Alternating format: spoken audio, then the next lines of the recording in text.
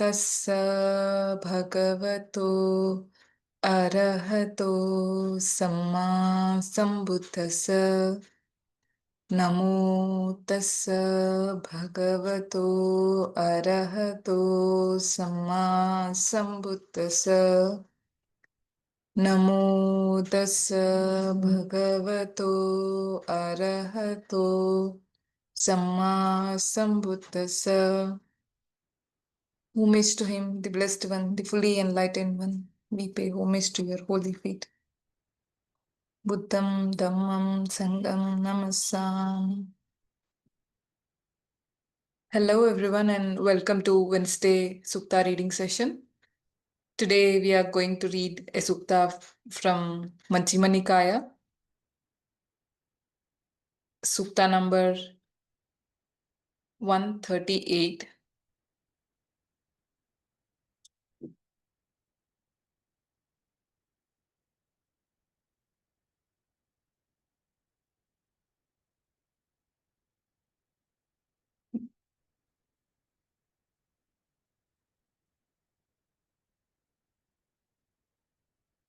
The summary, recital and its analysis.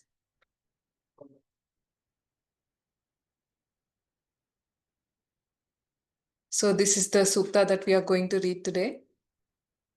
It's really an interesting Sutta like the last Wednesday that we have read.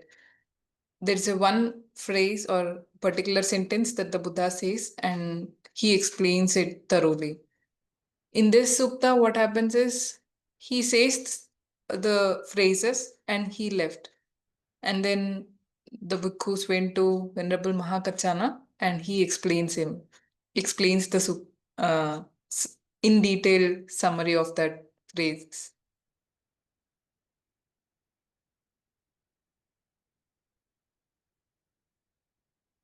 Give me a minute, I'll just turn off Pali.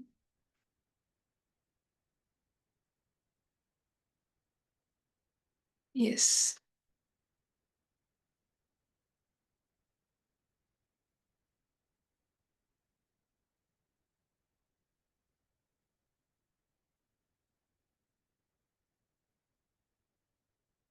Yes. We'll start the reading. A summary recital and its analysis. Middle length discourses 138. So I have heard, at one time, the Buddha was staying near Savatthi in Jitta's grove, Anantapindika's monastery. There, the Buddha addressed the mendicants. Mendicants or students. Venerable Sir, they replied, the Buddha said this. Students, I should teach you a summary recital and its analysis. Listen and apply your mind well. I will speak. Yes, sir, they replied. The Buddha said this. A mendicant should thoroughly examine, such that for the examiner, if consciousness were not scattered and diffused externally, nor stuck internally, it would not be anxious because of grasping. When this is the case, there is no coming to be of the origin of suffering, of rebirth, old age, and death in the future. So, this is the phrase that the Buddha has said. This is actually the whole summary, and in detail explanation will be given in this sutta further. Actually, it's not that easy to grasp it on once we read it. So I just want to reread it again. A mendicant should thoroughly examine such that for the examiner or for the meditator, if consciousness were not scattered and diffused externally, nor stuck internally, it would not be anxious because of grasping. When this is the case, there is no coming to be of the origin of suffering, of rebirth, old age, and death in the future. So, this is what the Buddha has given, and then That is what the Buddha said. When he had spoken, the Holy One got up from his seat and entered his dwelling. Soon after the Buddha left, those mendicants considered. The Buddha gave this brief summary recital, then entered his dwelling without explaining the meaning in detail. Who can explain in detail the meaning of this brief summary recital given by the Buddha?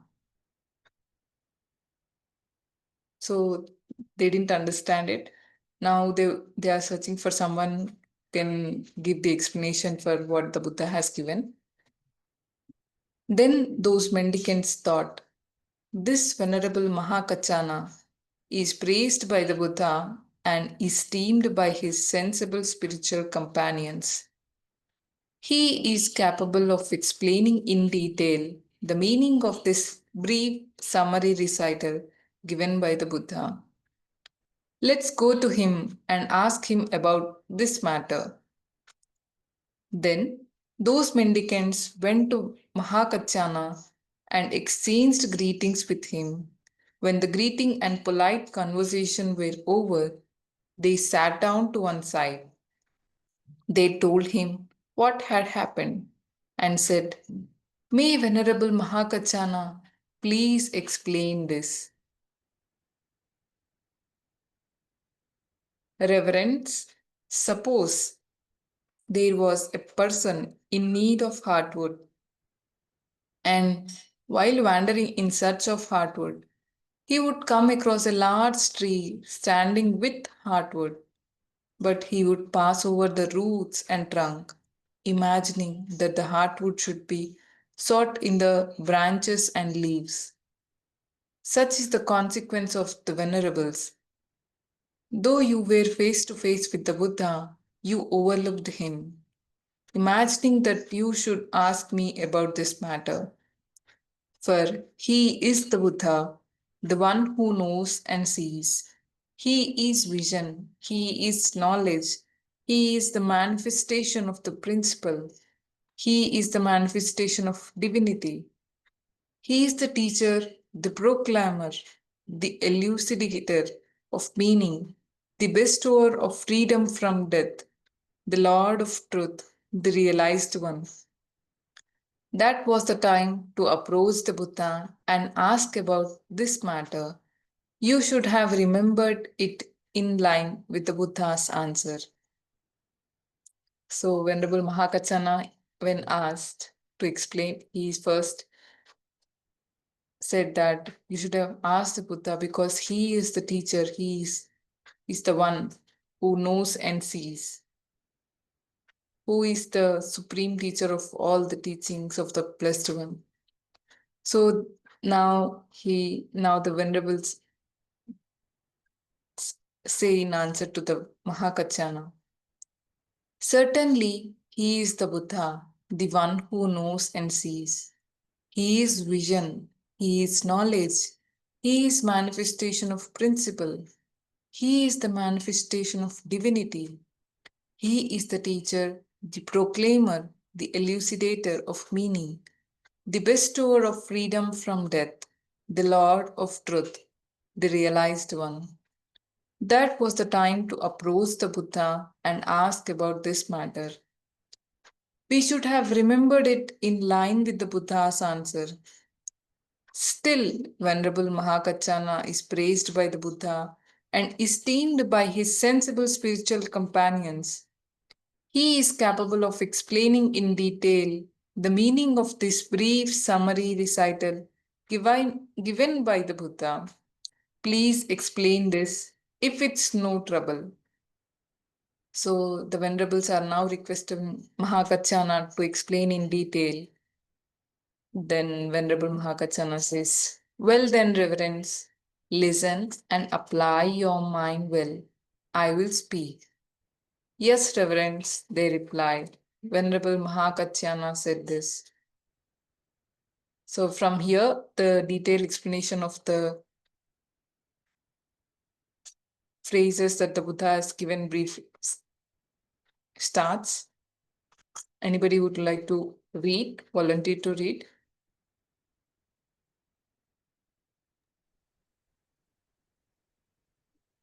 Yes, Nanda madam.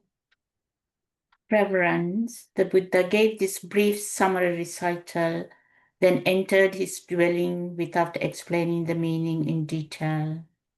A mendicant should thoroughly examine such that for the examiner, if consciousness were not scattered and diffused externally, nor stuck internally, it would not be anxious because of grasping.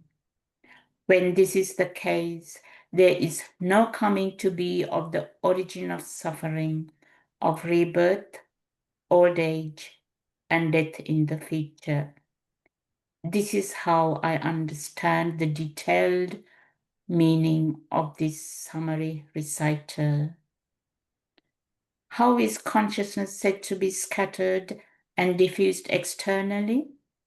In this case, when a merchant sees a sight with their eyes and consciousness follows after the features of that sight, tied, attached, and fettered to gratification in its features, consciousness is said to be scattered and diffused externally.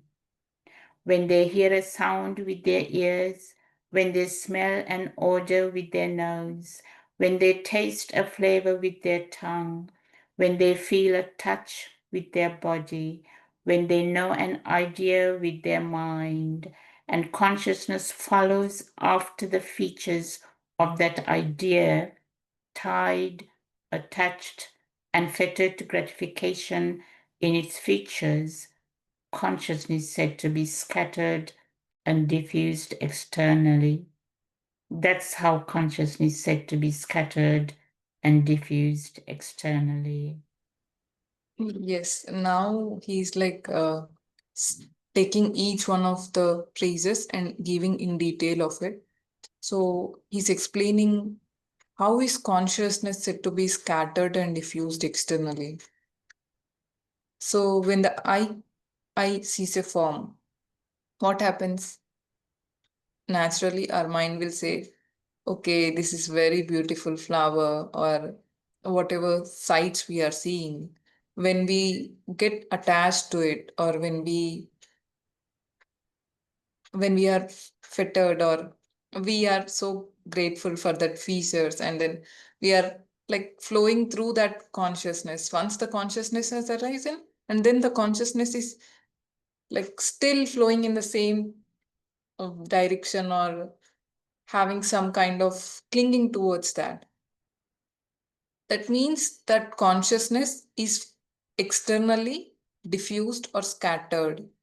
Similarly, in the case of ear, when there is a ear consciousness, when we hear a sound through our ear, oh, this is a pleasant sound. I want more of it. Or I like this music. Or maybe I heard this music somewhere, you recollect something happened. Or when you smell something, oh, this smell is exactly something that used to use in the past, or remembering some person regarding the same smell or odor. And then taste. You eat something and your consciousness says, this is exactly like the cookie that I had few years ago at some particular place. That is how our consciousness is like scattered externally. And then once the consciousness regarding one particular sense has arisen, what happens is the consciousness flows after the features of that particular consciousness. It is tied, or then the mind starts to proliferate. What happened exactly? It's when it's recollected or when it clings to it, attached to it, fettered to gratification in its features. Oh, they have added all of these things in your food. Or when you see a pleasant mountain scenery, and we are like obsessed regarding those features, even the small little details. What happens is our consciousness is like tied or scattered completely in those features. And this is how we say is consciousness said to be scattered or diffused externally. And when we see here clearly, a mendicant should thoroughly examine such that for the examiner, if consciousness were not scattered and diffused externally. So we have now seen what it is like consciousness being scattered and diffused. Now we are going to see how the consciousness is not scattered and diffused externally. Anybody would like to continue reading?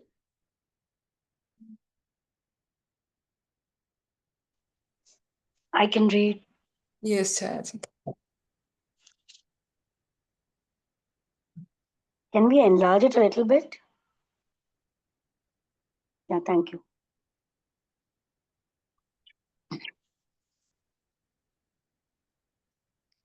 And how is consciousness said to be not scattered and diffused externally? In this case, when a mendicant sees a sight with their eyes, but consciousness does not follow after the features of that sight, not tied, attached, and fettered to gratification in its features. Consciousness is said to be not scattered and diffused externally. When they hear a sound with their ears, when they smell an odor with their nose, when they taste a flavor with their tongue, when they feel a touch with their body, when they know an idea with their mind, but consciousness does not follow after the feature of that idea, not tied, attached, and fettered to gratification in its features. Consciousness is said to be not scattered and diffused externally. That's how consciousness is said to be not scattered and diffused externally. Yes, And yes. We'll continue reading after a while. So, this is the major difference. It feels like almost the same phrases, but the not that the Buddha specifically used, not scattered and diffused externally. So, what here in the sutta they are saying is when I sees a sight, but the following consciousness is not following after the features of the sight, not tied to that features, not attached, not fettered to gratification in the features. That is how consciousness is not scattered and diffused externally. Similarly, with the ear, when the sound is being heard to the ear, that consciousness does not follow after the features of the sound, not tied, attached, or fitted to gratification in the features of the sound. Consciousness is said to be not scattered and diffused externally. When we smell an odor with the nose, when that particular nose consciousness do not follow after the features of the sound, not tied to it, attached, or fettered to gratification in its feature. And then when we taste a flavor with the tongue, when our consciousness does not tie or attach to the taste of the tongue, not attached to the taste. Similarly, when we feel a touch with body, our consciousness is not tied or not scattered into the features of the touch. And then when we have an idea in our mind, but the consciousness does not follow after the idea. So because everybody here has been meditating, I think everybody have experienced that our mind, either when we are sitting in meditation or in our daily life, definitely our consciousness or our mind gets scattered or gets diffused. And here the Buddha is saying when it is not scattered, when it is not diffused, and we know how, now we know that how it's what it is called as scattered and diffused externally. Any of the features regarding particular senses, any of the six senses, the consciousness being attached or tied to, being very much gratified or fettered in its own features, and that consciousness is called scattered externally or diffused externally. Now we are going to see how is it said to be stuck internally. So this is the recital that the Buddha has given us. Examine such that for the examiner, if consciousness were not scattered and diffused externally, nor stuck internally. First, we will learn what it is like to get stuck internally and what it is like not stuck internally. Anybody would like to continue reading?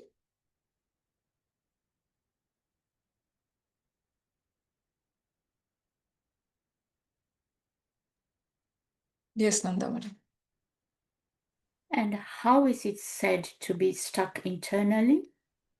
Take a mendicant who, quite secluded from sensual pleasures, secluded from unskillful qualities, enters and remains in the first absorption, which has the rapture and bliss born of seclusion, while placing the mind and keeping it connected.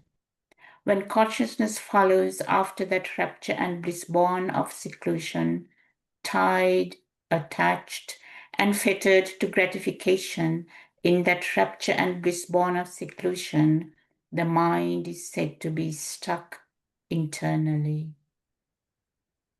I think we can continue reading another two or three lines. Furthermore, as the placing of the mind and keeping it connected are stilled, a mendicant enters and remains in the second absorption, which has the rapture and bliss born of immersion, with internal clarity and mind at one, without placing the mind and keeping it connected. When consciousness follows after that rapture and bliss born of immersion, tied, attached, and fettered to gratification in that rapture and bliss born of immersion, the mind is said to be stuck internally. Furthermore, with the fading away of rapture, a mendicant enters and remains in the third absorption, where they meditate with equanimity, mindfulness, and aware, personally experiencing the bliss of which the noble ones declare, equanimous and mindful, one meditates in bliss. When consciousness follows after that equanimity, tied, attached, and fettered to gratification in that bliss with equanimity, the mind is said to be stuck internally. Furthermore, with the giving up of pleasure and pain and the disappearance of former happiness and sadness, a mendicant enters and remains in the fourth absorption without pleasure or pain, with pure equanimity and mindfulness. When consciousness follows after that neutral feeling, tied, attached, and fettered to gratification in that neutral feeling, the mind is said to be stuck internally. That's how it is said to be stuck internally. Yes, and now we are going to read what it is like the mind being stuck internally. So while we are meditating, as we enter into the first jhana, quite secluded from sensual pleasures, having closed our eyes, sitting down, secluding our mind from indulging into sensual pleasures, and secluding it from unskillful qualities, enters and remains in the first absorption, which has the rupture and bliss born of seclusion. So now we are happy having able to sit down and find time for our meditation practice. And naturally, the mind feels uplifted through the practice of loving kindness. So rapture and bliss are being born. While placing the mind and keeping it connected, when consciousness flows after the rapture and bliss born of seclusion, tied, attached, and fettered to gratification in that rapture and bliss born of seclusion, the mind is said to be stuck internally.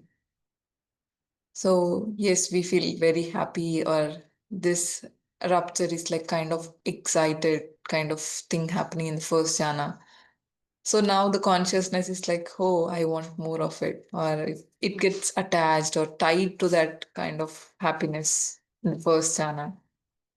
So that is what is called as the mind being stuck internally. As we continue meditating, placing the mind and keeping it connected are still, a mendicant enters and remains in the second absorption. Of course, these are the one we are practicing are tranquil aware jhanas. Here the word used is absorption jhanas. What we are practicing is actually tranquil aware jhanas, which has the rupture and bliss born of immersion, with internal clarity and mind at one, without placing the mind and keeping it connected. When consciousness follows after that rupture and bliss born of immersion. So now, after a while, our minds can stay with the object of meditation for a while, and then that rapture and bliss that was born because of seclusion in the first jhana goes away, and now the rapture and bliss is born because of immersion. The yes, it's truly our mind staying with the object of meditation. And what happens? Our consciousness says, oh, this rapture and this is very much wonderful. It it kind of attaches itself to that features, features of the jhana.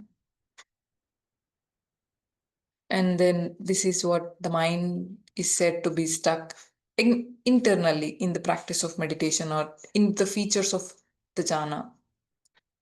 Similarly, in the third jhana, as we continue meditating, the mendicant enters and remains in the third absorption jhana, where they meditate with equanimity, mindful, and aware, personally experiencing the bliss of which the noble ones declare. Equanimous and mindful, one meditates in bliss. So now we start to experience equanimity, which is kind of new, and our mind feels this is really peaceful. This is really having blissful state of mind, and the consciousness gets clinging to it, or it gets tied, attached to that equanimity as well. In and the consciousness flows after that equanimity, get attached, tied, and this is what the mind is said to be stuck internally. Furthermore, with the giving of pleasure and pain and disappearance of former happiness and sadness, a mendicant enters and remains in the fourth absorption, without pleasure or pain, with rapture, equanimity, and mindfulness. When consciousness flows after that neutral feeling, then also the consciousness get attached, tied, and fettered to gratification in that neutral feeling. The mind is said to be stuck internally. So Bhante actually says, look at the features of the jhana or the jhana factors as being like a signpost. Yes, they are coming. You see, while you're traveling on a road, you see these many kilometers ahead, take a right, or this road leads to that particular junction, or this is that village. In the same way, while we are meditating, these jhana factors are like signposts. Okay, now this is the place, this is the place, this is the place. They are given as an instruction for us to see it as a signpost only. It's not like, okay, I have this place now, I'll keep standing here. I'm so happy just reaching here. But actually, the destination is actually long ahead to be traveled. And then when we get stuck or get attached to it, we cannot progress anyway in the path. And now the Buddha says here, and how is it said to be not stuck internally? Can you continue reading? Chayaji, do you want to read, or Nanda madam?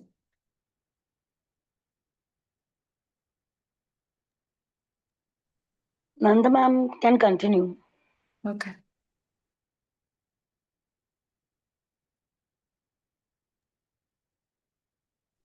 And how is it said to be not stuck internally?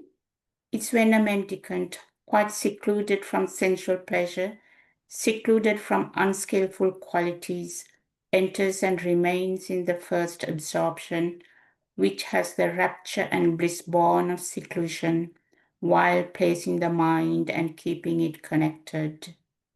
When consciousness does not follow after that rapture and bliss born of seclusion, not tied, attached, and fettered to gratification in that rapture and bliss born of seclusion, the mind is said to be not stuck internally.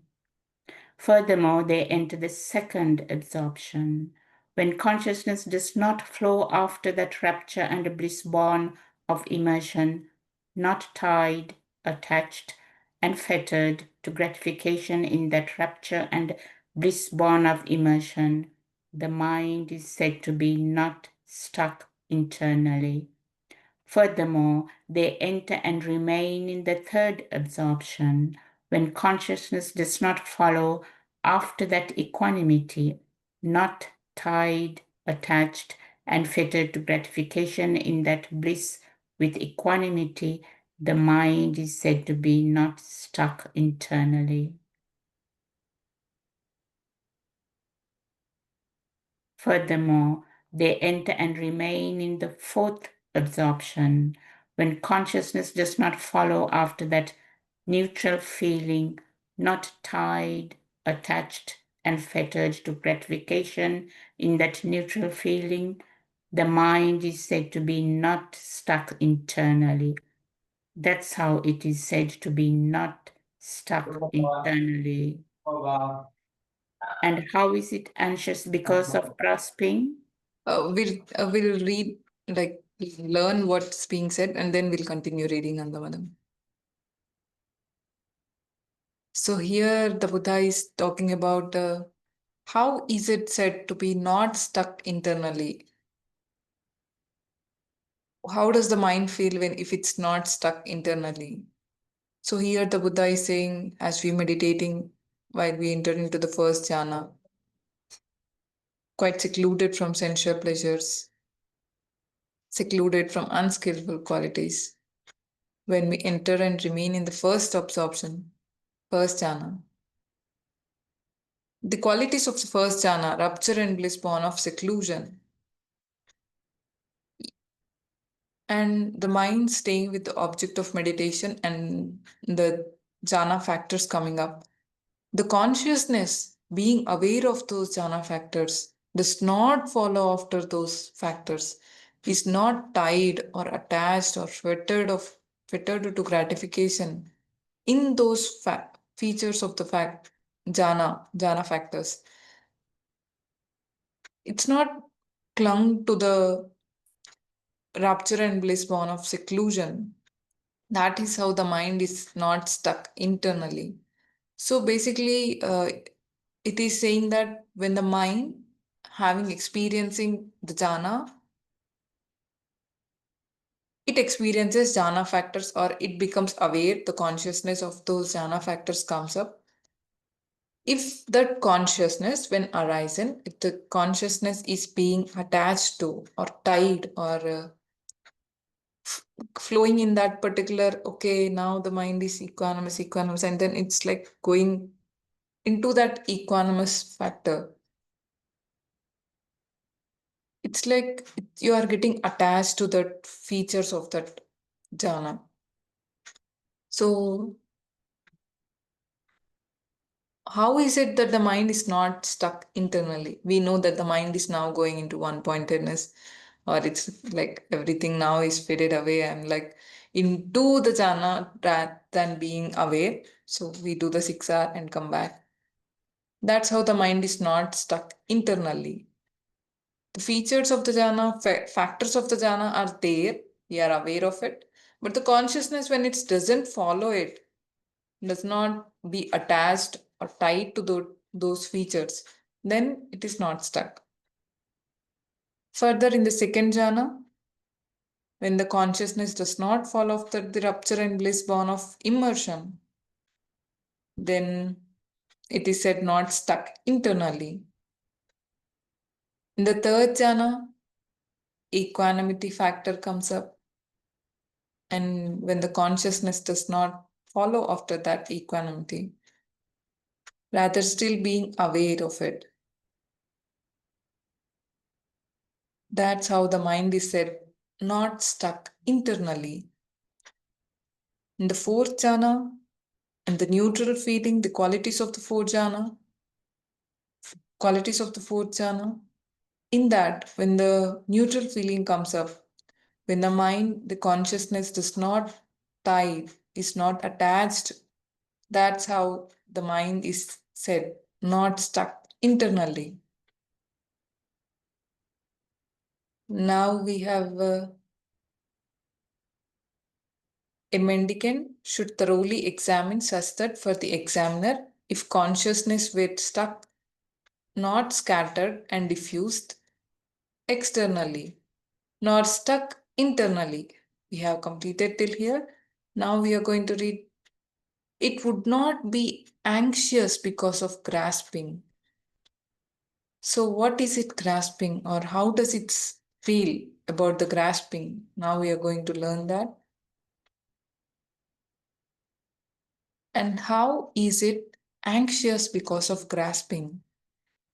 It's when an unlearned ordinary person has not seen the noble ones and is neither skilled nor trained in the teachings of the noble ones. They have not seen true persons and are neither skilled nor trained in the teachings of the true persons. They regard form as self, self as having form, form in self, or self in form. But that form decays and perishes, and consciousness latches on to the perishing of form. Anxieties occupy the mind, born of latching on to the perishing of form, and originating in accordance with natural principles. So it becomes frightened, worried, concerned, and anxious because of grasping. They regard feeling as self, perception as self, choices as self, consciousness as self, self as having consciousness, consciousness in self, or self in consciousness. But that consciousness decays and perishes, and consciousness latches on to the perishing of consciousness. Anxieties occupy the mind, born of latching on to the perishing of consciousness and originating in accordance with natural principles. So it becomes frightened, worried, concerned, and anxious because of grasping. That's how it is anxious because of grasping. So, how is it anxious because of grasping? So, when there is a ordinary person who has not come in contact with the teachings of the noble ones, who has not seen the true person, basically a person who is not trained in the mind or doesn't know the impermanence nature of the thing, who has not learned it, what do? They regard all of the five aggregates form, feeling, perception, formations, and consciousness as I, me, mine. Self. They basically see the form as self, or self in form, or self as having form. When they see like this, what happens is that form which they are taking as permanent or everlasting, when they take that form as being in that particular way everlasting. But that form because of the impermanence, changes, it decays, and it perishes. And the consciousness latches onto the perishing of form. Hurry, this form is now changing. Then it becomes anxiety, comes into the mind. Born of that, born of latching onto the perishing of form, because of that form, change of the form, because of the impermanence, the anxiety occupies the mind because of natural principles of impermanence. And the mind becomes frightened, worried, concerned, and anxious because of that grasping. It taken that form as I, me, mine. It has grasped onto it. Similarly, with feeling, feeling is they take feeling as I, me, mine, permanent thing. And the perception as self, they take choices or formations that have arisen as self. They take consciousness that is being arising as permanent, that they take it as self. And that's how they suffer. Their mind becomes occupied with anxiety. They become frightened, worried, concerned because of that grasping as being self. That is how it is anxious because of grasping. And how is it not anxious because of grasping? It is when a learned noble disciple has seen the noble ones and is skilled and trained in the teachings of the noble ones. They have seen true persons and are skilled and trained in the teachings of true person. They don't regard form as self, self as having form, form in self, or self in form. When that form decays and perishes, consciousness does not latch onto the perishing of form. Anxiety is born of latching onto the perishing of form and originating in accordance with natural principles. Do not occupy the mind. So it is not become so it does not become frightened, worried, concerned, or anxious because of grasping. They do not regard feeling as self. They do not regard perception as self. They do not regard formations or choices as self. They do not regard consciousness as self. Self as having consciousness. Consciousness in self or self in consciousness. When that consciousness decays and perishes, consciousness does not latch onto the perishing of consciousness. Anxiety is born of latching on to the perishing of consciousness and originating in accordance with natural principles. Do not occupy the mind. So it does not become frightened, worried, concerned, or anxious because of grasping. That's how it is not anxious because of grasping. So when a noble person or a who is a practitioner, who's a meditator, noble disciple, who is trained, who has come in contact with the teaching, who has been practicing, who has learned the impermanence nature, what do? They see that the form is non self.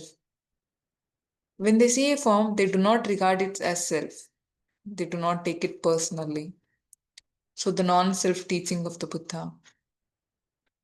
And that form, because they have seen that it is a non self, when that form of them changes, that consciousness is not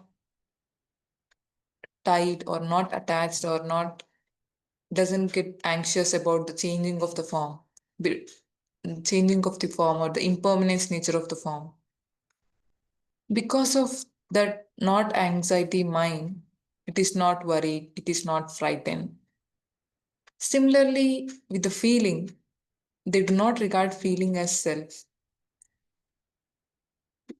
They do not regard perception as self.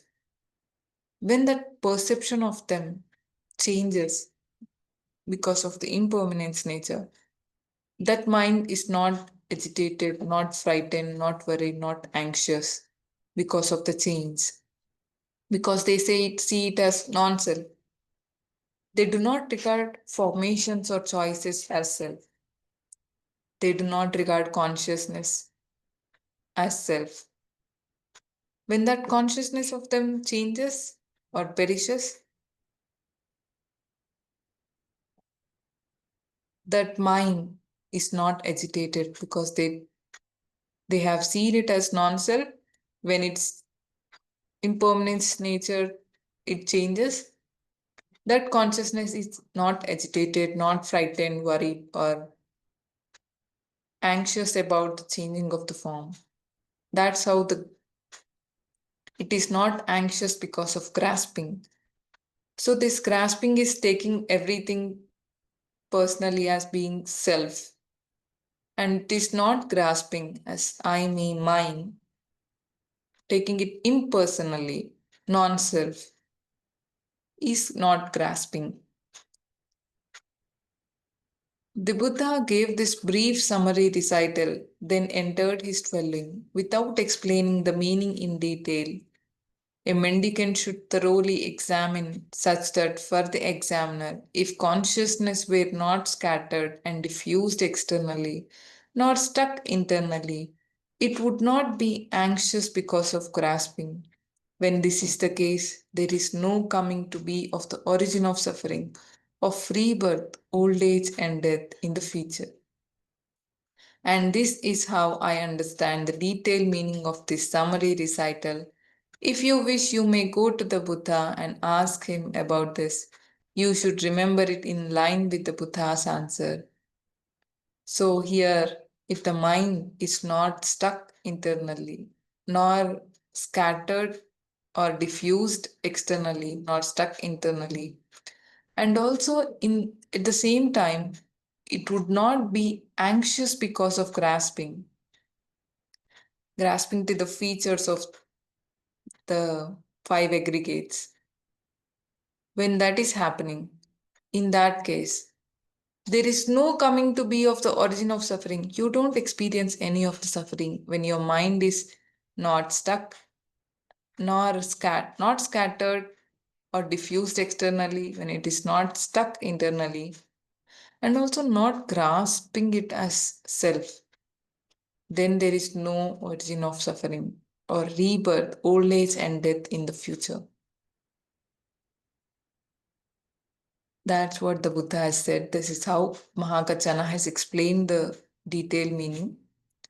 Then those mendicants, approving and agreeing with what Mahākaccāna said, rose from their seats and went to the Buddha, bowed, sat down to one side, and told him what had happened, adding, Mahākaccāna clearly explained the meaning to us in this manner.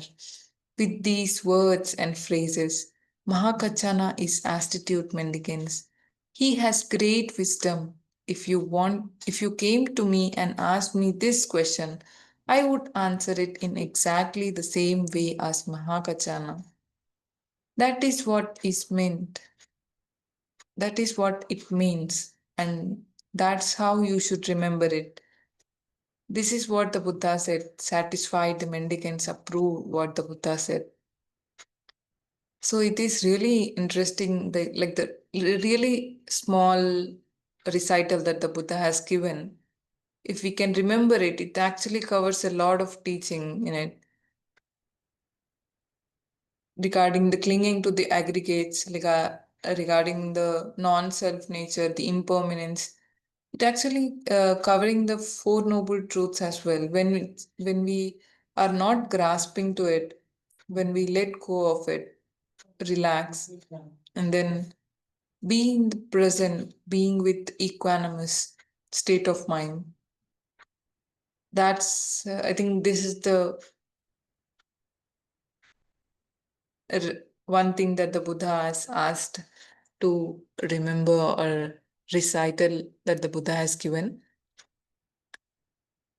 Considering it non-self nature, really the teachings of Bhante Vimalaramsi has given us the true core teachings of the Buddha. And the factors of jhāna when we are meditating or when we are out in the world.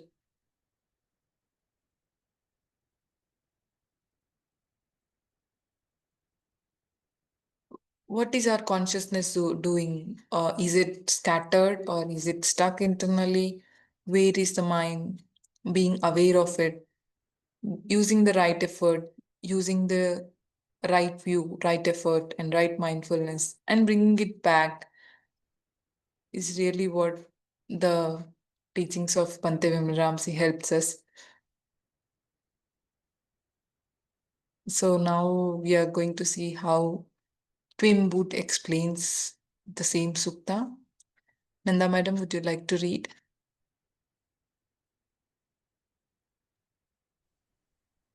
Consciousness scattered and diffused externally. In twin terms, this happens when attention is pulled outward by desire or aversion towards sights, sounds, thoughts, or any of the six sense doors. When one's mind goes out to the object with liking or disliking, craving and identification arise. The mind contracts, tension appears, and suffering follows. Bhante often says, when the mind goes out, you relax and smile. Bring it back gently without getting involved. This is the practical meaning of not letting consciousness scatter and diffuse externally. In TWIM practice, the 6R process, that is recognize, release, relax, re-smile, return, and repeat, is how we train this. You notice the pull toward the external object, release it, relax the tightness that is craving, and let the mind stay naturally at ease. Consciousness stuck internally, this is subtler. Here, the meditator is attached to the internal peace, rapture, or equanimity of collected states, the jhanas. Mahākaccāna describes the mind following after the bliss of absorption, being tied and attached and fettered to it. So the mind is no longer outwardly distracted, but is internally grasping at the pleasure of stillness. TWIM emphasizes that jhanas are wholesome, but they are stopping places, not resting places. If one clings to the pleasant tranquility or equanimity of the jhana, the mind becomes stuck internally. Bhante Vimalaramsi teaches that you simply notice even that attachment, gently siksar it, and allow awareness to open and relax again. That relaxed, open awareness is the middle way, neither outwardly scattered nor inwardly stuck. Not anxious because of grasping, Mahākaccāna explains that anxiety arises from identifying with the aggregates. This is me. This is mine. When form, feeling, or consciousness changes, we suffer. But when we see the aggregates as impersonal processes, understood through dependent origination, then even as they arise and cease, there's no fear or anxiety. In TWIM, this clear seeing develops naturally through the collected, smiling mind that keeps relaxing craving. Eventually, the meditator experiences cessation of perception and feeling, that is Nirodha Samapatti, the temporary stopping of all formations, and on emerging, sees dependent origination backward and forward. At that point, the insight arises directly. There is no self to grasp and no cause for suffering to arise. the culmination, the ending of the origin of suffering. When this is the case, there is no coming to be of the origin of suffering, of birth, old age, and death in the future. This is the description of Nibbana. When craving and identification have ceased, the whole chain of becoming, that is dependent origination, is cut off. There is no more anxiety because of grasping, no more clinging to internal or external phenomena. How TWIM directly applies this sutta? Not scattered externally, that is, siksa every distraction or desire arising at the sense doors. Not stuck internally, that is, don't cling to peaceful or present states. Relax, even attachment to stillness. Not anxious because of grasping, that is, see all phenomena as impersonal, dependent, and impermanent. No I to control or own them. Result, the mind becomes deeply balanced, bright, and free. Bhante Vimalaramsi often quotes this very sutta when explaining the balance of collected but open awareness. It's a beautiful expression of the middle way in meditation, not lost in the world, not lost in absorption, but fully aware, relaxed, and liberated from craving. Yes, Nanda madam, I think that's what it has to say. And thank you for reading. I think it has been a really wonderful reading. Would you like to add something? Anybody wants to share anything regarding the teaching that we read today or regarding their own practice? It is a beautiful sutta you have chosen. When you were reading it, I was remembering Majjhima Nikāya 111, how Sariputta explains all the stages of jhāna, which we, I'm sure, all TWIM practitioners experience stage by stage, emphasizing the relaxing the body and calming the mind, and uplift the mind with a smile. So to me, TWIM is basically relaxing the body and uplifting the mind with joyful feelings, with radiating metta, is what the mind inclines eventually towards a cessation of suffering. Yes, Nanda madam. Thank you for sharing. Really, it's really wonderful, and we are really grateful for the teachings and the teacher being available today. Chayaji, do you want to add something? I'm really thankful for attending. I mean, I'm lucky that I attended today's sitting reading. It's a very enlightening and lot of understanding while reading the sutta. So thank you for reading this. It's a very fine line not to get attached to the uh, no, not to get attached to the feelings when we are in the bliss. It's a very, very, very fine line. It's very natural to stay there and the kind of happiness it brings.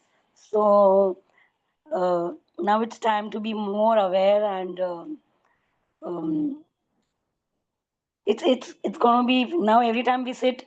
This is also something which has to be kept in mind, that not to be attached to the result as well. So thank you for reading this. Yeah. Thank you for reminding everybody here on the talk today, because even that attachment or that gives small tightness, tension in our head, and that's how we recognize it. Oh, it has been that our mind has been for a little while been attached to the features of the jhana. It it's feel blissful. It adapts itself. It holds on to it. We just even that holding gives tension, tightness. We just recognize it, use the right effort, and come back. Paul, do you want to say something? Pai, Gopinath sir.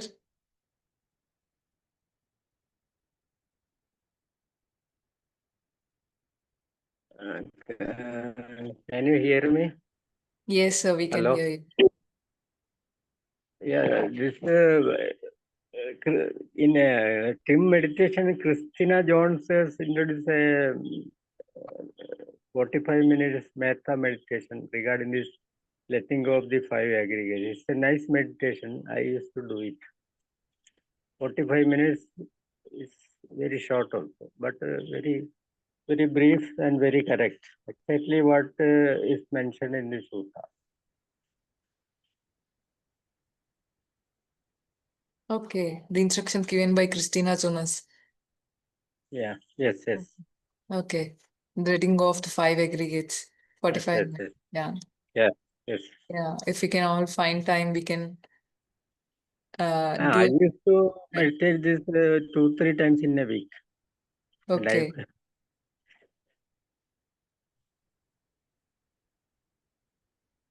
so whatever is talked here, you can see it practically. Yes.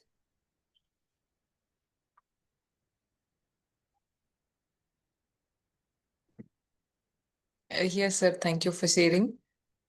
Okay. Thank you. Okay, I think we can share the merits now. We can all read together. Yes. May suffering ones be suffering free, and the fear stuck fearless be. May May the the grieving shed all grief, and may and all beings find relief. May all beings share this share bond men that we have that thus we have acquired acquired for the for the acquisition acquisition of all of kinds of happiness. May beings inhabiting space space, and earth, earth, devas and nagas of mighty power, share this merit of ours.